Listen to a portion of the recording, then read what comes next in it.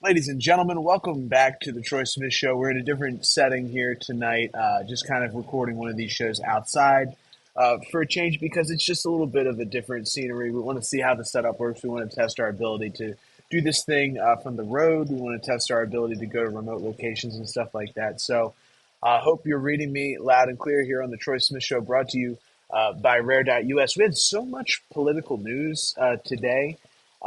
And just being the co-host for Roger Stone on the Stone Zone, I get to kind of see things that are happening because I have to have topics ready for this show and I have to have topics ready for that show as well. So you end up kind of like surveying everything. And the main thing I wanted to talk about today was the Nevada primary because I don't see this distinction being made by the media. In fact, when I went on the mainstream outlets last night to try to see, you know, who was winning, when the votes were going to come in, I actually couldn't find anything at all.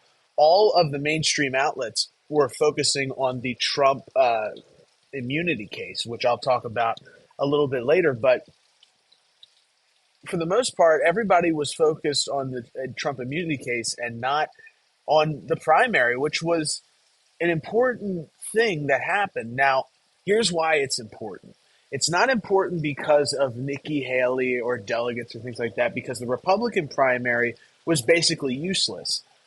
The only thing the Republican primary ended up doing was kind of highlighting how unpopular Nikki Haley actually is. Uh, there was an option for Republican voters in the primary, which awarded no delegates, by the way. So no matter if you came in first, second, third, whatever, there were no delegates at stake. All of the delegates for Nevada for the RNC will they will be collected at the caucus, which Nikki Haley is not participating in, and that caucus is going to occur uh, tomorrow, Thursday, February 8th. Like I said, Nikki Haley's not participating in that, considering that everybody else has dropped out. It's expected that Trump is going to get all of the delegates, even though his name was not in the official Republican primary. It's important for people to understand that some states have caucuses, like Iowa and Nevada, and some states have primaries, like New Hampshire. They are different in how they're conducted, but the ultimate thing that matters in either of them is whether delegates will be awarded or not. Now, the Democrat primary, they don't have a caucus. It doesn't award any delegates or anything like that. So um, there's not as much of a divided race there. And what we saw was still astounding, where President Biden only got about 89% of the vote and a very low turnout. Now, a lot of people don't put a lot of faith into these primary results where you have an incumbent like Trump in 2020 or Biden this year. And the truth is that I think they're pretty important because if there's anything that they tell you, it's that either people are enthused, they're excited to go to the ballot box, even if it doesn't mean anything, to vote for this candidate, or it's a low turnout and people aren't really that enthused about the candidate. And in both South Carolina and Nevada now, we've seen low turnouts for Joe Biden, pointing to the point that he's really not that popular and he never really has been that popular. And that's why people constantly question the 82 million vote thing, because it's like, where are these supporters? Where are the people with the Biden signs? Where are the people with the Biden memorabilia? Where are the people, saying, "Oh, we love this president"? You just don't see them, and a lot of people say they don't exist. Well, either way, the primaries have told us that there's not a lot of, enthusiasm out there to go and vote for Biden. In fact, he has a serious problem that is not even talked about at all by the mainstream media because it's a problem and they don't want to highlight a problem of Joe Biden. But the problem is that half of his party has started calling him Genocide Joe over the handling of the Israel Hamas conflict. And they want him to come in and basically stop Israel from taking military action. Now, whatever your opinion is on that, um, it's interesting that that's dividing a Democrat Party, an issue that has nothing to do with America at all.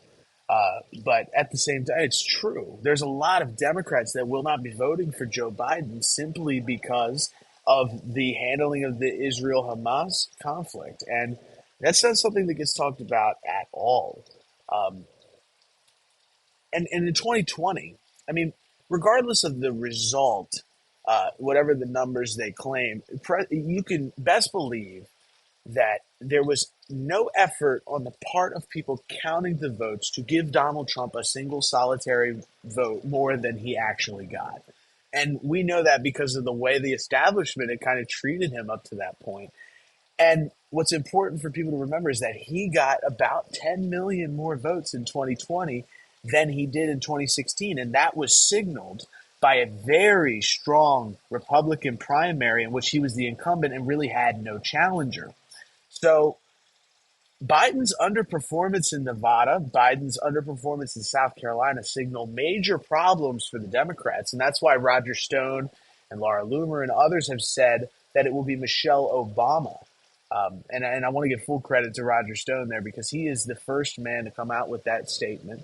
He's the first one to begin talking about it, even when nobody believed that that could happen. And now people are saying that it really could happen. And Obama is working with several people to try to oust Biden because of his poor polling numbers. We posted an article on Rare today talking about, or I'm sorry, yesterday, about Biden's disapproval rating and how that's creeped up over 60%. Now, to give you guys a perspective on how bad that actually is, Biden is polling right now about where George Bush was in his second term. Now, if people don't remember, George Bush was one of the most unpopular presidents in the history of our country in his second term. He hit lows to which people haven't seen. Now, the only reason Jimmy Carter didn't, it is kind of surpassed at this point is because he never had a second term. And I think it's very questionable right now whether Biden will have a second term, not just because of his health, which is obviously a problem, but because of the way he's polling and the way that these Democrat primaries are shaking out.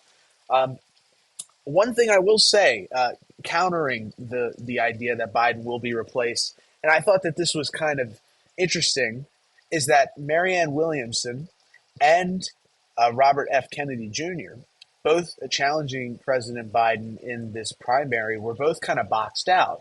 And they even went as far as to take away New Hampshire's. They changed the schedule of the primaries for the Democrats, and if you remember, it actually took Biden being written in on the form in order for him to be voted for in the New Hampshire primary. So they completely switched that around. They made South Carolina the real first primary in the state, and a lot of people pointed to that and said, well, that would be signaling that they're trying to set the stage for a change here because things are changing. It's a good theory, I think, but at the end of the day, it doesn't add up to me because they would have looked at Robert F. Kennedy Jr. or some of these other candidates, I think, instead of boxing them out if that were the case. And also countering that narrative is the fundraising for Joe Biden, which is incredibly strong. He's pulling in hundreds of millions of dollars, as you would expect a Democrat to do heading into a very contested general election. I don't know this for a fact, but I believe that a majority, if not, we're talking about over 60 to 70% of Biden's donations are going through a political action committee that is the committee to elect Joe Biden, and it could be a different name, but I'll make sure to pull that, so we'll put that up. And the difference between having your campaign funds put into your campaign account and a political action committee or committee is that the committee funds are much more easily transferred into a different candidate's pocket should Biden drop out of the race.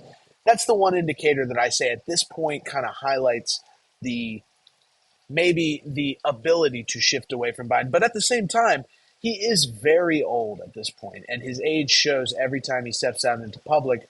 So that could also just be a preventative measure on that front. But as we get into this, folks, the Democrat primaries in Nevada were underwhelming, but not surprising because we saw that in South Carolina. But Republican primaries ended up being more interesting, and that's because Nikki Haley got half the votes of a choice for no candidate in this race. So around 43,000 people in Nevada yesterday cast their vote for no candidate in the Republican primary. About 20,000 cast their vote for Nikki Haley, highlighting the fact that the Republican voter base cannot stand Nikki Haley. They would rather have no nominee at all than to have this woman represent the party. And you have to ask yourself, how could the GOP donor class be so disconnected from the voter base? Because the donor class wants Nikki. The media class, the elites, they want Nikki Haley. They talk about her on their cable news shows all the time. They do everything in their power to bolster her campaign and put millions of dollars in her pocket. And yet the voters would rather have no candidate at all than Nikki Haley by a 2-to-1 margin. A 2-to-1 margin. That is outstanding for the for what we are looking at as a GOP going forward. It shows that no matter how much is thrown behind a candidate, that this is no longer the party of elitism. The GOP is no longer the party of Mitt Romney. It's no longer the party of John McCain. It has moved to become the party of the working class Americans, and that's who Donald Trump represents. Now, you can argue about whether he is an elitist himself. You can say, oh, well, he's a wealthy billionaire. But as far as people that are in that sphere of monetary success, Donald Trump is about the closest thing to the working man that you'll find. And I think that has always been his appeal. And instead of embracing that, the Republican Party has kind of run from it and done everything within their power to distance themselves from him and to allow him to be attacked. If they were smart, they would embrace it. They would embrace those policies and they would say, we are going to pave a new way forward.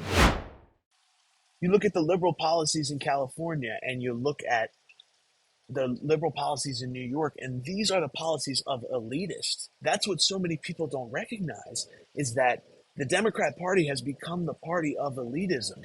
The liberal ideology that plagues the universities and things like that is what you hear at the Hollywood cocktail parties. That is elitism.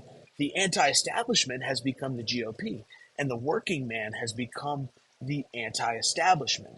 And if we wanted to build a future where we could see politically what the people want, we would see the GOP develop into the party of the working class. And what they've done instead is attempt to portray themselves as the working class and to instead give and continue to give breaks and continue to pave the way for their elitist buddies in the business world.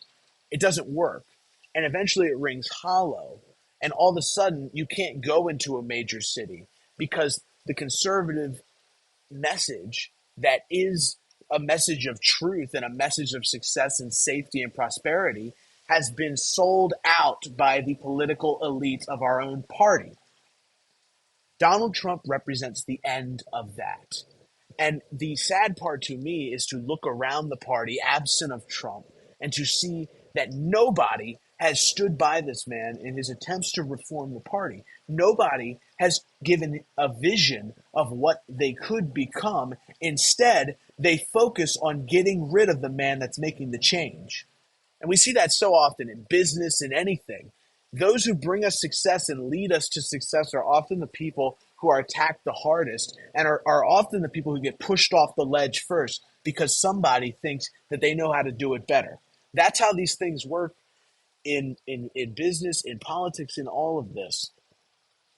There's a coordinated effort by those on the liberal left and the establishment right to maintain the illusion that when you go to the ballot box, you have actually a choice. Because the truth is that when you went to the ballot box in 2012 and it was Mitt Romney and Barack Obama, you had no choice. It was the same person with two different colors behind their name. In 2008, when you had the choice between John McCain and Barack Obama, it was the same choice because both of them wanted socialized health care, both of them had bankrupted the country, and both of them were political scumbags. Going back and back and back and back, it's been the same, ladies and gentlemen. It's been exactly the same. You have been given the illusion of choice. It's not real choice. Trump is the first real choice we've had in a very, very, very long time.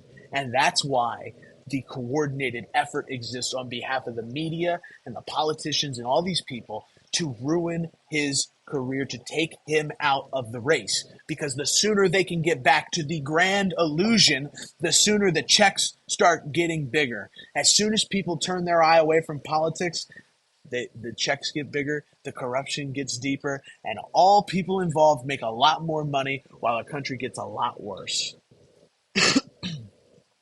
The only way we deal with this as a country, the only way that we can move forward as a nation is to recognize what is happening and to recognize that the people who have been in charge of this country for the last 50 years were selling us out. And we have to adapt new ways of doing things. We have to shed the elitism existing in the GOP. We have to work towards building something that represents the people who actually support it. If you don't do that, there's no future. There's If Donald Trump is the last gasp of the GOP, the only hope, then we are dead. Because regardless if he loses or wins in 2024, he's going away. He's not going to be running in 2028. And if he wins, he can't run again. So regardless of what happens, there's going to have to be a future. There's going to have to be a way forward. And we can either sink back into the illusion and watch our country die, or we can adapt to the situation at hand and fix this goddamn country before it falls to fucking pieces. How tired are you of watching what happens in this country on the TV, what happens in the movies, what happens to the music? Everything is just straight down. Every single aspect of this country is headed to shit. And nobody really seems to recognize that. They just put on the blinders and the grand illusion, and people get mad when you bring up Trump, because guess what? It's breaking the matrix. It's breaking their little spell that they live in. It's making them consider the fact Donald Trump stood on the Republican primary stage and said Bush knew about he knew there were no weapons of mass destruction, and he invaded Iraq anyway, and he did it for business reasons, and he did it for greed and corruption. And that's a revolutionary thing, to understand that the manufactured sides of that conflict and that tension within the United States were not legitimate, especially when you participated in it, which most Americans did. It's hard to be told that that's an illusion. But if we don't recognize it, we can never recover from it. We need to recover from it as a nation. The GOP needs to recover from elitism as a party. And together, with a new coalition of working individuals and taxpayers, you go to the ballot box and you put forth candidates who are sensible, and you begin to see change in the right direction. And for the first time in 50, 60 years, people will have children believing that those children will have better lives than themselves. Because for the last few generations, all we've seen are steps back, falling deeper and deeper and deeper into despair and destruction. If we don't fix these root issues that exist within the political structures that are within our reach, we have no future. Anyway, this has been my ramblings, folks. So I hope you enjoyed this, and I hope that you will subscribe to this channel. It's actually getting dark out now. My outside thing kind of failed. So I hope you enjoyed this episode. I hope that you will continue to go to rare.us and check me out on the Stone Zone. I'm on that podcast daily with Roger Stone, legend, great friend, great guy.